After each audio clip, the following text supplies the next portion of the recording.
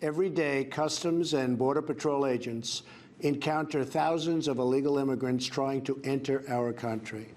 We are out of space to hold them, and we have no way to promptly return them back home to their country. America proudly welcomes millions of lawful immigrants who enrich our society and contribute to our nation. But all Americans are hurt by uncontrolled illegal migration.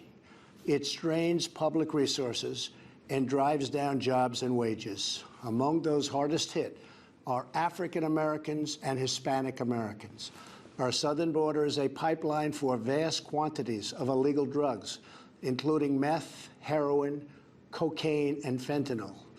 Every week, 300 of our citizens are killed by heroin alone, 90% of which floods across from our southern border.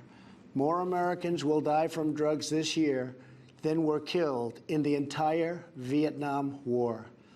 In the last 2 years, ICE officers made 266,000 arrests of aliens with criminal records, including those charged or convicted of 100,000 assaults, 30,000 sex crimes, and 4,000 violent killings. Over the years, thousands of Americans have been brutally killed by those who illegally entered our country, and thousands more lives will be lost if we don't act right now. This is a humanitarian crisis, a crisis of the heart and a crisis of the soul. Last month, 20,000 migrant children were illegally brought into the United States, a dramatic increase. These children are used as human pawns by vicious coyotes and ruthless gangs.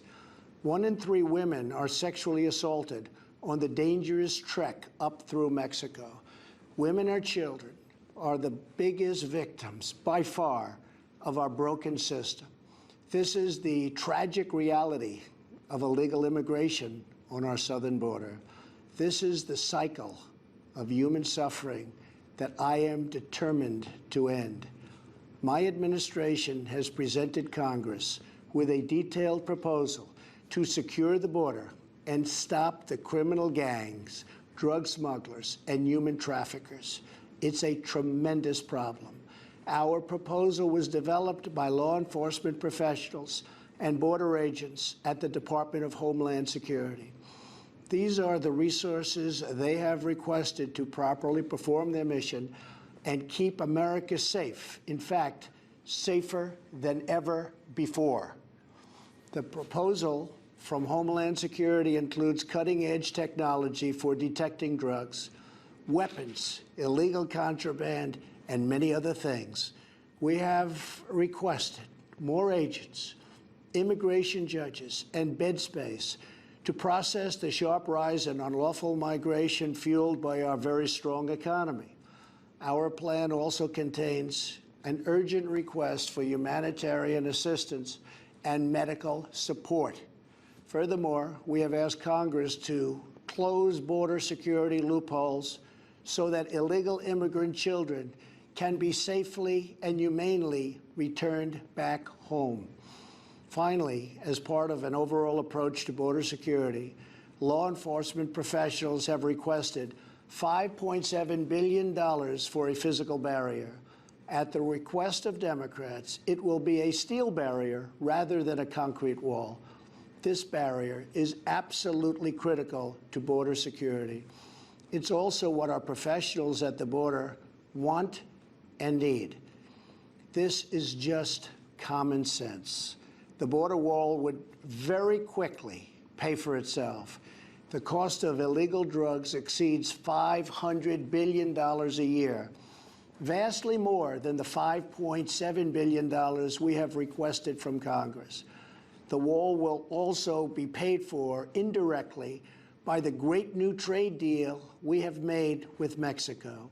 Senator Chuck Schumer, who you will be hearing from later tonight, has repeatedly supported a physical barrier in the past, along with many other Democrats.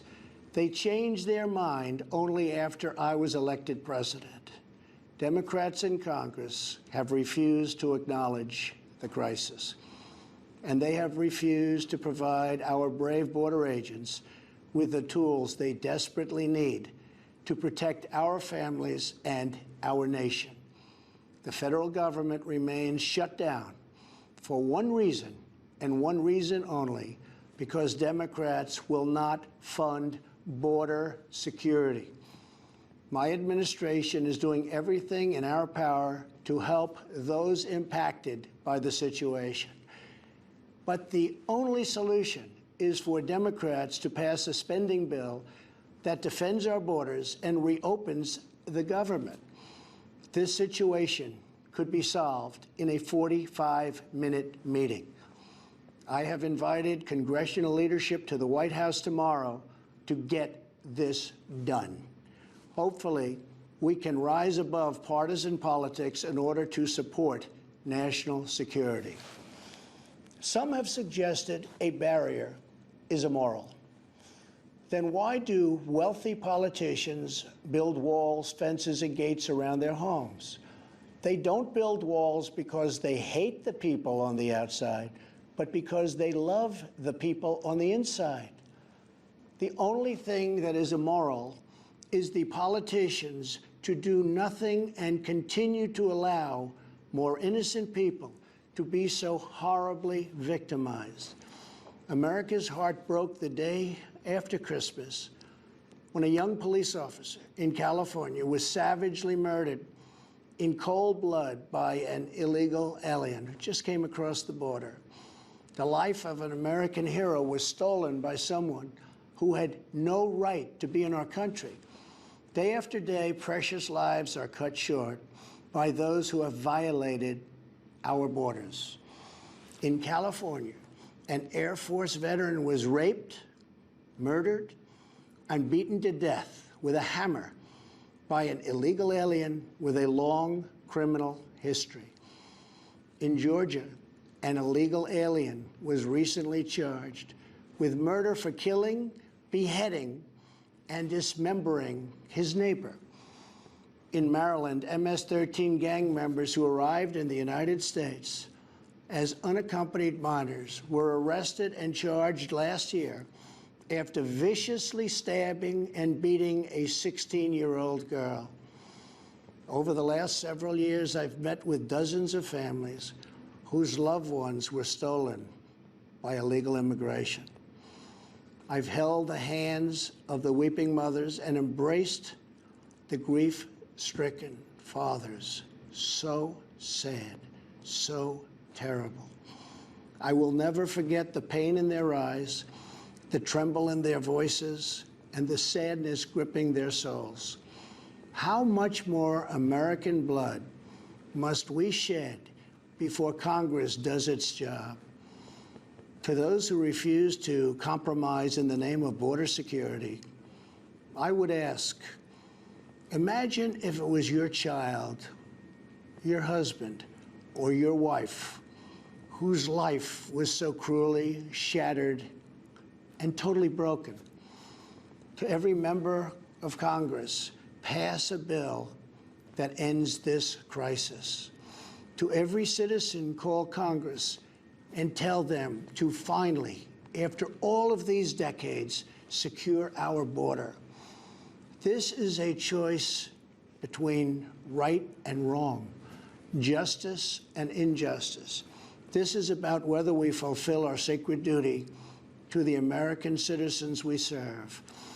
When I took the oath of office, I swore to protect our country, and that is what I will always do. So help me God. Thank you and good night.